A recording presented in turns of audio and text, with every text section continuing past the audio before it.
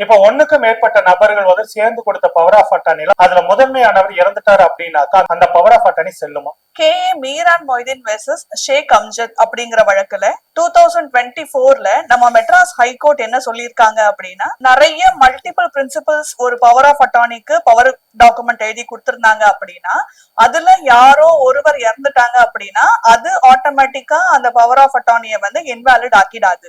Jointly அப்படின்னு வார்த்தைகள் உள்ள பவர் ஆஃப் அட்டானி வந்து செல்லுபடி ஆகாது. அது வந்து அப்பவே அந்த பிரின்சிபல் இறந்த உடனே வந்து டெர்மினேட் ஆயிடும். பட் இதுவே ஜாயிண்ட்லி அண்ட் செவரலி அப்படிங்கிற வார்த்தை கொடுத்திருந்தாங்க அப்படின்னா அந்த பவர் ஆஃப் அட்டானி வந்து அந்த ஒரு பிரின்சிபல் இறந்துட்டாலும் மிச்சம் இருக்கிற பிரின்சிபலுக்காக அந்த பவர் ஆஃப் அட்டானியை வந்து நீங்க எக்ஸிகியூஷனுக்கு தொடர்ந்து வச்சுக்க முடியும். ஆனா பவர் எழுதி கொடுத்த பிரின்சிபல்ல யாராவது ஒருத்தர் இறந்துட்டாலும் மீதம் இருக்கிறவங்க சேர்ந்து அந்த பவர் ஆஃப் அட்டானியை கேன்சல் பண்ணிட்டு ஒரு ஃப்ரெஷ் பவர் ஆஃப் அட்டானியை நீங்க எக்ஸிக்யூட் பண்ணி கொடுத்துட்டீங்க அப்படின்னா உங்களுக்கு ஃபர்தரா எந்த ஃபியூச்சர் டிஸ்பியூட்ஸும் அரைஸ் ஆகாம உங்களால காப்பாத்திக்க முடியும்.